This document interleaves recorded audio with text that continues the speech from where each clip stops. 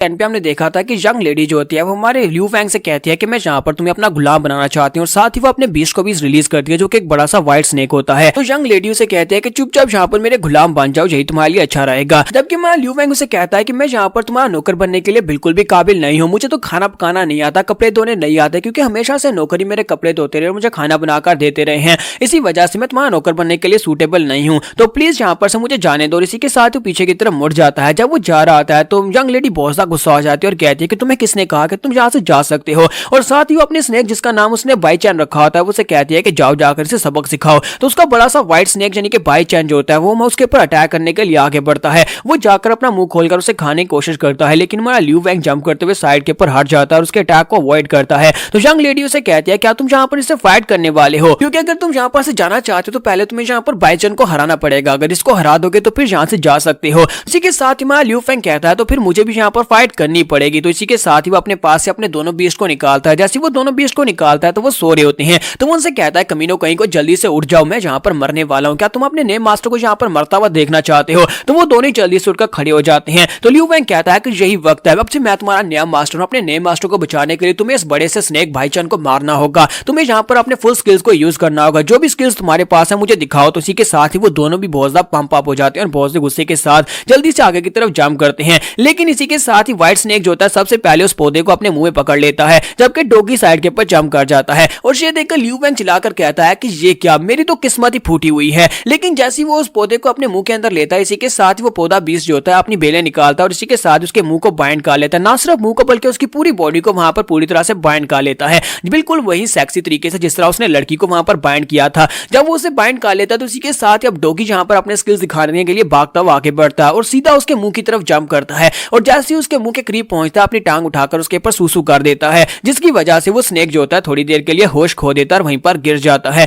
ये देखकर तो यंग लेडी भी काफी ज्यादा हैरान होती है और कहती है इस कमीने ने मेरे सांप के ऊपर सूसू कर दी। ल्यू फैंग खुद काफी ज्यादा शर्मिंदा हो रहा होता है और कहता है कि यहाँ पर इसने बहुत ही घटिया स्किल को यूज किया, लेकिन कम से कम ये काम कर गया। और इसी के साथ ही यंग लेडी जो होती कहती है तुम लोग यहाँ पर मेरे लेवल 5 के स्नेक का मुकाबला इन छोटे से न्यूबीज के साथ तो बिल्कुल भी नहीं कर पाओगे। और इसी के साथ ही वो स्नेक के स्किल को एक्टिवेट करती है जो कि बर्निंग स्केल होता है। जैसे वहां पर उसके स्किल को एक्टिवेट करती है तो उसके स्केल्स बर्न होते हैं, यानी कि जलना शुरू हो जाते हैं और उसके ऊपर जितनी बेलें होती है वो सारी कट जाती हैं। मुंह के अंदर जो वाइन बीस्ट होता है वो भी जल जाता है और बेचारे को वो सामने की तरफ फेंक देती है और वो डॉगी के साथ जाकर टकराता है, डॉगी भी जाकर पत्थर के साथ टकराता है और दोनों वहां पर बेहोश हो जाते हैं। तो ल्यू फैंग कहता है कि अब यहाँ पर मेरे दोनों बीस्ट हार चुके हैं, मुझे फाइट करनी पड़ेगी। यंग लेडी उसे कहते हैं कि ल्यू फैंग अब यहाँ पर तुम किससे फाइट करोगे, तुम्हारे दोनों बीस्ट तो यहाँ पर बेहोश हो चुके हैं, क्या तुम खुद फाइट करोगे। और बाई चांस से कहती है कि बाई चांस जाओ इसके ऊपर अटैक करो। तो ल्यू फैंग जो होता है उसके मुंह को पकड़ लेता है, उसके दोनों जबड़ों को वहां पर पकड़ रहा होता है, लेकिन इसी के साथ ही बाई चांस पॉन्ड के अंदर गिर जाता है। जब वो पॉन्ड के अंदर गिर जाता है तो वो कहता है मैं इस तरह से यहाँ पर नहीं मार सकता, कभी मैं यहाँ पर एक महान बीस्ट एम्परर हुआ करता था और आज यहाँ पर एक छोटे से स्नेक था तो उसमें मार नहीं सकता, काश मेरी कुनपैंग मेरे पास होती, यानी कुनचैन मेरे पास होती।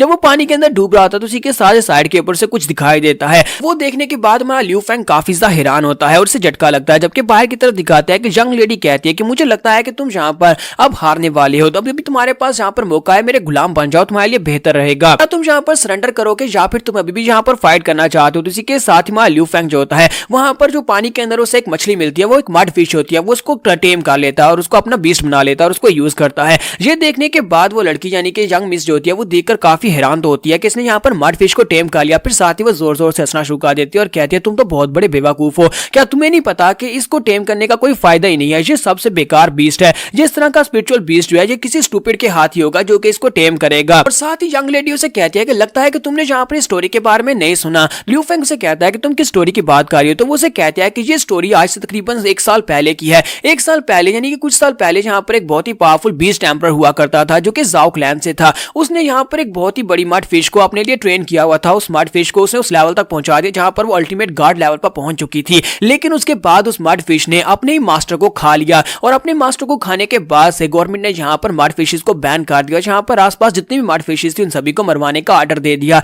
जहां ताकि सिर्फ और सिर्फ यही एक मड फिश है जो हमारे पॉन्ड में सीक्रेटली मेरे भाई ने पाल रखी है। अगर गवर्नमेंट ऑफिशियल्स को इस बारे में पता चल गया कि यहाँ पर एक मड फिश है तो वो इसे भी आकर मार डालते, क्योंकि यहाँ पर मड फिश के बारे में ये अनाउंसमेंट की गई है कि इसे पालतू जानवर नहीं बनाया जा सकता, यानी कि इसे टेम नहीं किया जा सकता। तो तुमने यहाँ पर एक बेकार सी मछली को अपना बीस्ट बना लिया है। तो हमारा ल्यू फैंग उसे कहता है कि तुम यहाँ पर इसको बेकार कैसे कह सकते हो जबकि तुमने इसकी पावर्स देखी नहीं है। और इसी के साथ ही यंग लेडी अपने स्नेक को उसकी तरफ आगे फेंकती है और कहती कहती है कि जाओ उसके ऊपर अटैक करो। कि माँ ल्यू फेंग अपने कुंचान से कहता है कुंचान जल्दी से जाओ जाकर अटैक करो। इसी के साथ ही कुंचान उड़ता हुआ पीछे चला जाता है, जबकि हमारा ल्यू फेंग जो होता है खुद उस स्नेक के दोनों जबड़ों को पकड़ता है, उसका मुंह खोल कर रखे होता है और इसी के साथ उसकी मछली यानी मड फिश जो होती है वो उड़ती हुई सीधी जाकर उस स्नेक की पूंछ को पकड़ लेती है। वो उसकी पूंछ को अपने मुंह में डालकर वहां पर खड़ी होती है। ये देखकर तो यंग लेडी भी काफी हैरान होती है और कहती है कि ये फिश क्या करने की कोशिश कर रही है, मुझे लगता है कि यहाँ पर कोई मजाक हो रहा है, क्या ये यहाँ पर इसकी पूंछ को काट रही है। यंग लेडी कहती है कि मुझे लगता है कि अब यहाँ पर तुम्हारे ऊपर और ज्यादा टाइम वेस्ट करने की जरूरत नहीं है, अब तुम्हें यहाँ पर मरना होगा। और वो अपने बाई चांस से कहती है कि जल्दी से इसको मार डालो और उसका बाई चांस जो होता है वो अपने दांत उसके हाथों के अंदर गड़ा रहा होता है। तो हमारे जो ल्यू फेंग होता है उसको भी काफी ज्यादा दिक्कत हो रही होती है उसके मुंह को वहां पर खोल कर रखने में। साथ ही वो अपने कुंचान से कहता है कुंचान चलो जल्दी से एक्टिवेट करो। वो डिवावरिंग मोड को एक्टिवेट करता है।